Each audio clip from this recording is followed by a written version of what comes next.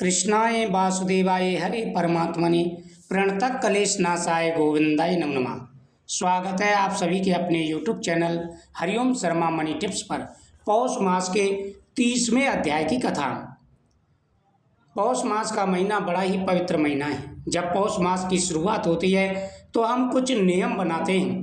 प्रतिदिन भगवान के सामने मंत्रों का जाप करना, कथाओं का श्रवण करना और साथ ही साथ भगवान के सामने प्रार्थना बोलना। जो भी सच्चे मन से भगवान के सामने प्रार्थना बोलते हैं और कथाओं का श्रवण करते हैं, उनकी हर मनोकामना पूरी हो जाती है। स्वयं महाकाल भोलेनाथ उनकी हर मनोकामना पूरी करते हैं। भगवान कृष्ण की भी उन पर विशेष कृपा बनी रहती है। जीवन में धन, वैभव सब कुछ प्राप्त होता है और आ रही सारी व्याधियां दूर हो जाती हैं। इसी प्रकार दान देना, प्रतिदिन कथाओं का श्रवण करना और लास्ट में उद्यापन करना। जब लास्ट में हम उद्यापन करते हैं तो पूरे महीने की जो हम कथाएं सुनते हैं उनका फल प्राप्त हो जाता है और भगवान आशीर्वाद देते हैं। जीवन में आ रहे सारे कष्ट और परेशानियां दूर हो जाते हैं। आपको भी अपने सामर्थ्य के अनुसार दान पुण्य अवश्य करना चाहिए। साथ ही लास्ट के दिन उद्यापन किया जाता है, यानी लास्ट के दिन जब आखिरी अध्याय का श्रवण करते हैं तो फिर आपको उद्यापन करना चाहिए।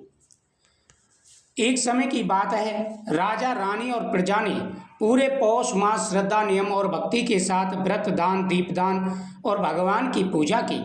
पौष मास के अंतिम दिन राजा ने ब्राह्मणों, साधुओं, गरीबों और असहायों को अन्न, वस्त्र, तिल, गुड़, कम्बल और दक्षिणा का दान किया। जिससे कथा सुनी उसको दान दिया।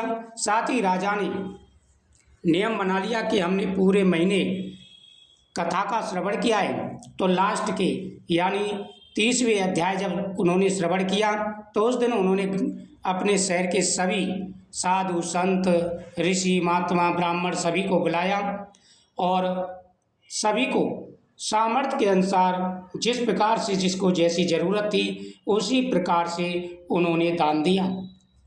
दान देने से धन बढ़ता है, दान देने से यश बढ़ता है, सम्मान बढ़ता है और जीवन में आ रही परेशानियां, जीवन में आ रहे दुख दूर हो जाते हैं। सभी को सामर्थ्य के अनुसार दान अवश्य करना चाहिए। तो राजा, रानी और राजकुमार ने मिलकर के दान पुण्य किया। उस रात्रि राजा ने स्वप्न में भगवान श्री हरि विष्णु के दर्शन किए। भगवान ने कहा, ये राजन, तुमने पौष मास में श्रद्धा से स्नान, दान, जप और सेवा की है। इस व्रत से तुम्हारे पूर्वज तृप्त हुए, राज में सुख समृद्धि आई और तुम्हारा जीवन धन्य हो गया। जो भी मनुष्य पौष मास का एक भी पालन करता है उसके सभी पाप नष्ट हो जाते हैं और अंत में मोक्ष की प्राप्ति होती है।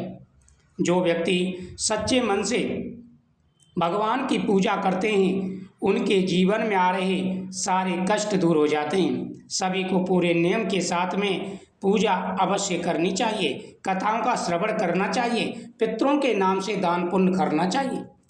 प्रातःकाल राजा ने यह स्वप्न रानी और सभी को सुनाया, सभा में सुनाया। तब से राज्य में पौष मास का व्रत बड़े उत्साह से मनाया जाने लगा। लोग प्रातः स्नान कर भगवान विष्णु का स्मरण करते थे, दीपदान करते, गरीबों की सेवा करते और सत्य व धर्म के मार्ग पर चलते। इस प्रकार पौष मास के प्रभाव से राजा का राज्य दिन दूनी रात चौगुनी उन्नति करने लगा। प्रजा सुखी हुई, रोग, भय और दरिद्रता का नाश हुआ। अंत समय में राजा ने अपना राज्य पुत्र को सौंपकर भगवान के चरणों में ध्यान लगाया और वैकुंठ को प्राप्त हुए। जो भी सच्चे मन से भगवान की पूजा करते हैं उनके जीवन में कभी कोई कष्ट नहीं आता। जो भी सत्य मार्ग पर चलते हैं उनके जीवन में आ रहे सारे कष्ट दूर हो जाते हैं। कृष्णाय वासुदेवाय हरे परमात्मने प्रणतः कलेश नाशाय गोविंदाय नमो नमः। इस मंत्रों का जाप करते हुए आप हवन करें, भगवान का आशीर्वाद प्राप्त होगा, आपकी मनोकामना पूरी होगी और आ रही सारी व्याधियां, सारी परेशानियां दूर होंगी। तो भगवान प्रसन्न होकर के आपके जीवन के सारे कष्टों को दूर करेंगे, आपके जीवन में आ रहे सारे कष्ट और परेशानियां दूर होंगी। तो बहुत ही अच्छा यह महीना है और पूजा पाठ करें, दान पुण्य करें। ओम नमो भगवते वासुदेवाय नमः।